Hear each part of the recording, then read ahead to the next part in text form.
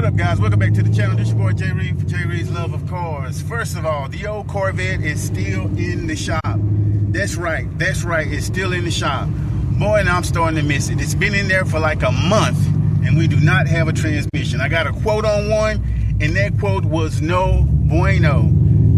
Total everything for the quote was like 16K. Not gonna happen, so we had to go back to the drawing board. So now we're going back to the drawing board and I'm getting a new quote for a transmission for the Vette. But in the meantime, I've really been rocking the old Mustang GT. Although it's hot and I still need to figure out something about this air, which I got a plan. I do got a plan. But yeah, the old Corvette 16 G's for a transmission. Then that's not just a basic transmission per se. It's a transmission that should hold about 1,000 horsepower. So there's that, which is always good. So it's not like I'm just going back with a stock transmission. We're going for like 1,000 horsepower.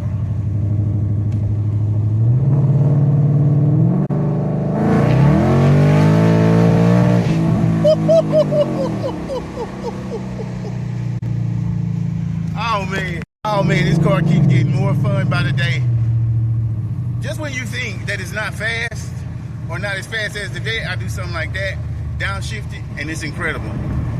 Now, if you don't downshift it and just go, it could be a little quicker. But if you downshift that bad boy, that wasn't even floored. That wasn't even floored. And on top of it all, this is with the Kenda tires, and it hooked. It hooked. I got traction control, but I didn't feel the traction control.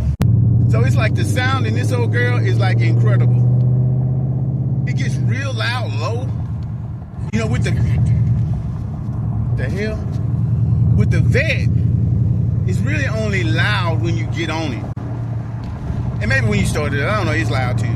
This thing is extremely loud at low speeds, low RPMs.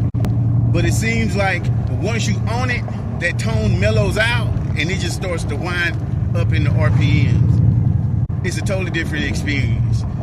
But the old LS3, I love it. Let's just get that.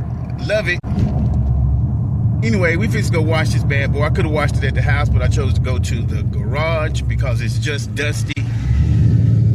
It's really not, per se, dirty. So like I said earlier, the Corvette has been in the shop. It's been in the shop for over a month now, and I'm really getting anxious to get it back. But those transmissions are expensive. So you got to figure it out. You got to make it work. Luckily, I'm working with a shop who is not in a rush to get my car out, and I'm not in a rush to spend that type of money. So in the meantime, I've been rocking the 26 Mustang GT a lot. And I can tell you, first of all, these Kenda tires that I got on here, they hook fairly well. Were they difficult to mount?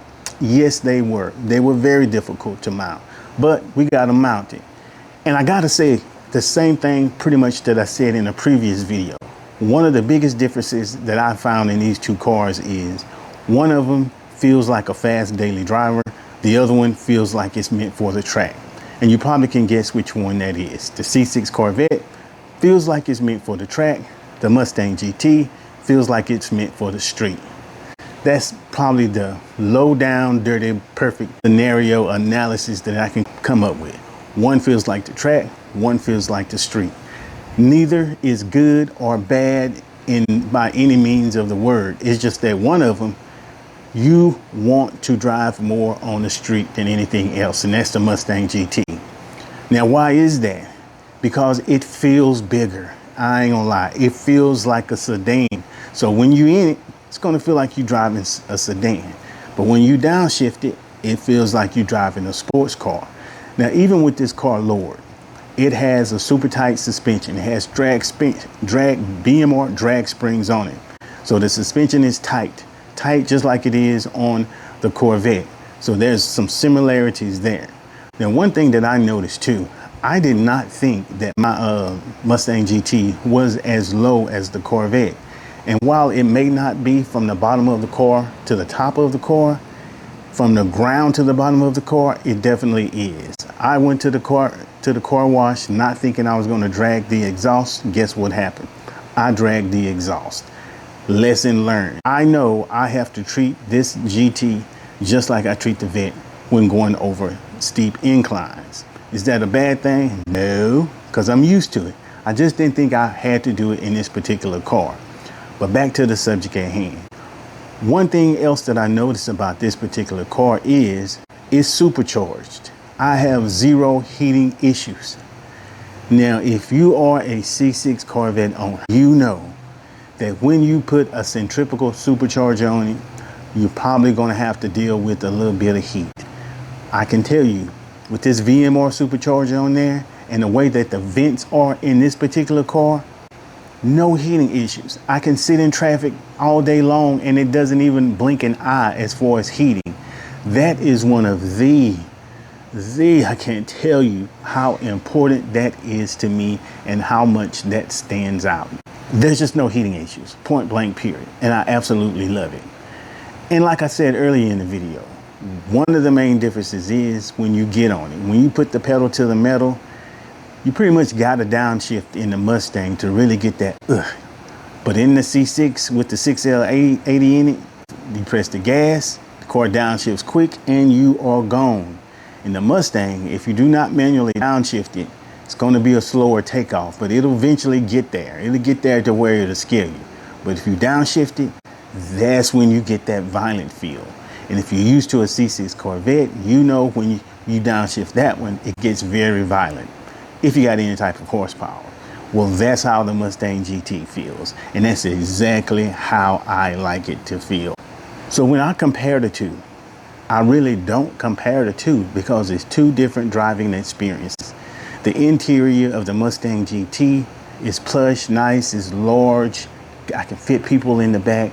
And to me, some of y'all gonna be mad at me, but if you are looking to buy a Mustang GT, and you already got a Corvette, go ahead and do it. You're gonna get a lot of hate, but go ahead and do it.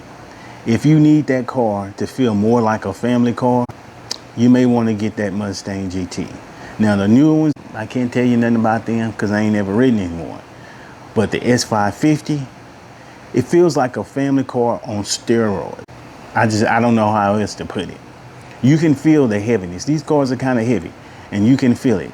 In the Corvette, can't really feel the weight. It just, I don't know. I can't really explain it. But if you are a Corvette owner, then you know exactly what I'm talking about.